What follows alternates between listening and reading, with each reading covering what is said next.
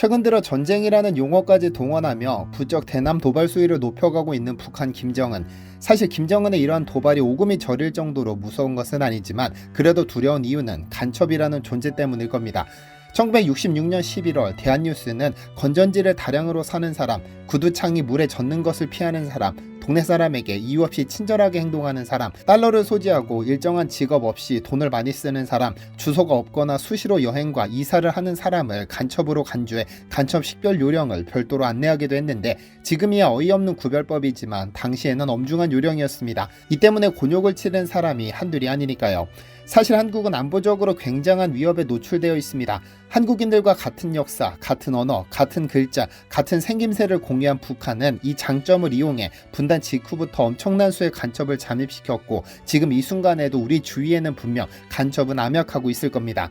이들은 한국의 모든 정보를 수집해 북한에게 전달하고 지하 조직을 결성하고 있으며 일부는 한국 사회 깊숙이 잠입해 체제 전복을 시도하고 있습니다. 4년 전에는 한국에서 스님 행세를 하며 불교계로 잠입하려던 40대 북한 남성이 국정원에 체포되어 구속되기도 했죠. 그렇다고 모든 일을 의심할 필요는 없겠지만 북파 간첩의 존재는 분명한 사실입니다. 남한의 모든 정보가 북한에게는 무기가 될 수 있겠지만 가장 조심해야 할 것은 아무래도 군사기밀일 겁니다. 지난 2022년 4월 육군 특전사 제13 특수임무여단 소속 대위는 북한 간첩으로부터 비트코인을 받고 군사기밀을 유출해 논란이 일었습니다. 당초 북한 공작원은 여단 작전계획과 대대 작전계획을 요구했으나 신분상 접근할 수 있는 지역대 작전계획을 유출했을 뿐 아니라 육군 보안수칙 등을 포함한 5건의 기밀을 유출했다고 하죠. 유사시 김정은 등의 수뇌부를 제거하고 전쟁 지휘시설을 마비시키는 특별 임무를 맡는 부대의 장교가 북한 정찰총국 소속 해커 공작원의 지령을 받아 군사기밀을 유출했다는 사실은 전 국민의 엄청난 충격이었습니다. 자칫 이러한 군사기밀이 북한에 넘어갔다가는 우리 군의 동선을 속속들이 파악한 북한이 언제 어떻게 도발을 감행할지 알 수 없어 심각한 간첩죄에 해당합니다. 그래서 한국은 이러한 북한의 위협에 대비해 형법 제98조에 간첩 항목을 별도로 두고 적국을 위하여 간첩하거나 적국의 간첩을 방조한 자는 최대 사형에 처하도록 정해두고 있습니다. 그렇다면 한국이 미래를 대비해 개발 중인 무기자료가 외부로 유출되는 죄는 어떻게 처벌될까요? 최근 한국에서 이와 관련된 심각한 범죄가 적발됐는데 이들은 어떤 죄를 받게 될까요? 안녕하세요, 디스멘털입니다. 영상 시작 전에 구독자분들께 부탁드리고 싶은 것이 하나 있습니다. 어제 유튜브 본사에서 제 채널 담당자로 배정한 담당 직원으로부터 전화를 받았습니다. 한 23분 정도 통화하면서 담당자가 디시멘터리 채널은 구독자 시청 비율이 최상위권인데 왜 알림을 통한 시청 비율이 최하위권일까요? 라며 이 부분이 개선되어야 채널이 장기적으로 성장할 수 있다는 조언을 받았습니다. 아마 제 구독자의 연령대가 5, 60대 남성이 많은 관계로 유튜브 앱 켜자마자 첫 화면에 제 영상이 보이면 클릭해서 보시는 분들의 비율이 알림으로 보는 분보다 많아서 그럴 것으로 사료됩니다. 알림 설정하는 방법은 영상을 잠시 멈추시고 지금 보시는 영상 우측 하단의 구독 버튼을 누르시면 종 모양으로 변합니다. 종 모양을 다시 누르고 전체를 선택하시면 제가 업로드하는 영상들을 실시간 알림으로 전달받을 수 있습니다. 최근 국내 방산업계에 충격적인 뉴스가 전해졌습니다. 한국이 양산을 계획 중인 한국형 전투기 KF-21 기술이 해외로 유출될 뻔했다는 소식인데요. 2월 2일 방위사업청 등에 따르면 KF-21 개발에 참여한 인도네시아가 카이에 파견한 기술자들이 개발 과정 등 다수의 자료가 담긴 USB를 인도네시아로 유출하려다 1월 17일 적발된 것으로 확인됐습니다. 인도네시아 기술자들은 내부에서 USB에 자료를 담아 카이 본사를 빠져나가려다 정문 검색대에서 적발됐고 즉각 국정원과 방사청, 방첩사 등에 통보돼 조사기관에서 조사를 시작했습니다. 국정원과 방사청, 방첩사 등으로 구성된 조사팀은 이들이 유출하려던 정보를 확인하고 있는 상황으로 현재 이 인도네시아인들에게는 출국금지 조치가 내려졌습니다. 카이는 현재까지는 핵심 기술 등 국가기밀이 유출된 정황은 발견되지 않았다고 전했으나 USB에는 상당한 분량의 자료가 담겨져 있었던 것으로 파악됐습니다. 다만 문제는 USB에 담긴 49종의 자료 자체로는 핵심 기술 등 군사기밀이나 방위사업 기술 보호법을 위반하지 않았으나 미국 정부의 수출 승인 관련 내용도 포함됐다고 하죠. 외교적으로 상당한 문제가 야기될 수 있는 민감한 사안이 포함된 것으로 보이는데요. 그도 그럴 수밖에 없는 것이 KF-21 개발에 미국 정부의 수출 승인을 받은 록히드 마틴의 기술이 적용됐기 때문입니다. F-16, F-22, F-35의 개발사이기도 한 록히드 마틴은 전 세계에서 가장 선진화된 전투기 제작 기술을 보유하고 있는데 한국의 F-35 구매에 따른 절충교역으로 한국형 전투기 개발 사업에 총 25개의 기술 이전을 약속했습니다. 하지만 미국 정부가 4개를 거부하면서 21개 기술만 이전됐죠. 록히드 마틴은 사실 한국의 기술을 이전하는 것에 큰 거부감이 없었습니다.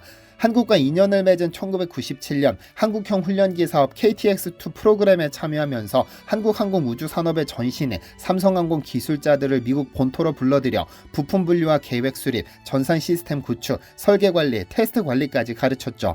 다만 록히드 마틴이 F-35의 절충교역으로 한국에게 기술을 이전해주기는 했으나 이는 미국의 전략기술이기 때문에 한국이 이를 외부로 유출하려면 별도로 수출 승인을 받아야 합니다. 하지만 인도네시아 기술자들은 이런 자료를 마음대로 USB에 담아 빼돌리려 했던 것이고 자칫 미국 정부가 우리 정부에 항의해도 우리는 할 말이 없는 겁니다. 이에 지난 30일 우리 정부는 미 국무부 산하 국방교육통제국에 부랴부랴 신고해 미 정부의 문제제기 가능성을 원천적으로 차단시켰죠.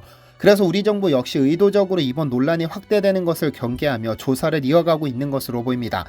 미국 정부와의 외교적인 마찰도 문제지만 진짜 중요한 것은 우리 핵심 기술입니다. 일부 한국 매체들은 USB의 전투기의 눈에 해당하는 아에사 레이더가 유출될 뻔했다고 의심하고 있습니다.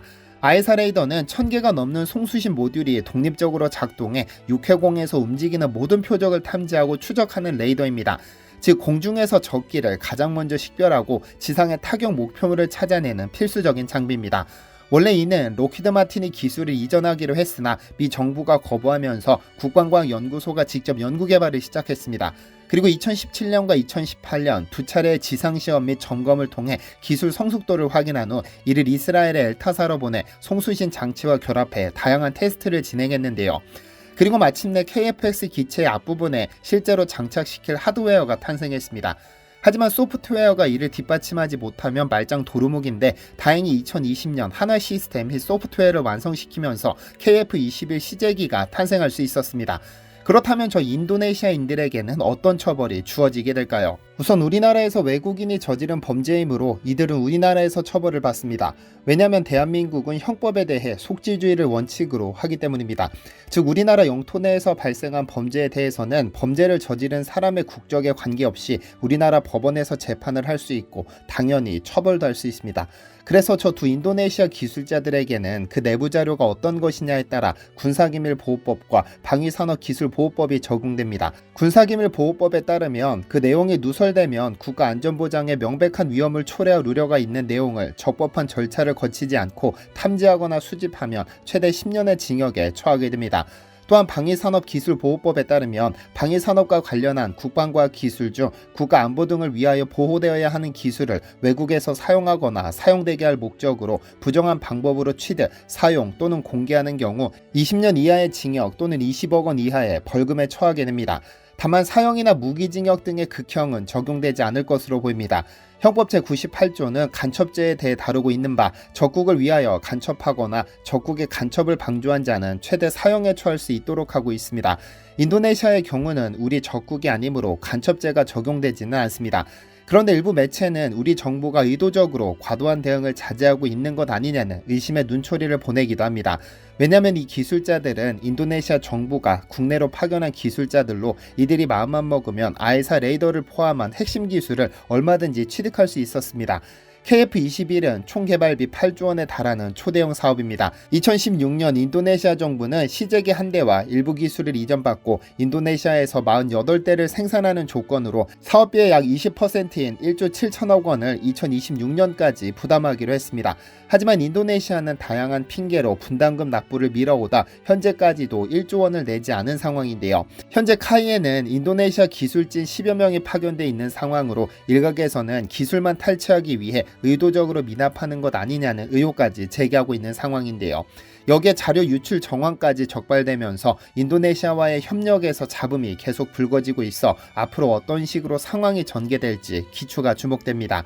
시청해주셔서 감사합니다. 디시멘터리에서는 여러분의 제보를 기다립니다. 제 채널에서 다뤘으면 좋겠는 뉴스 또는 널리 알려졌으면 하는 영상은 디시멘터리 네이버.com으로 보내주시면 소중히 제작하겠습니다. 시청해주셔서 감사합니다.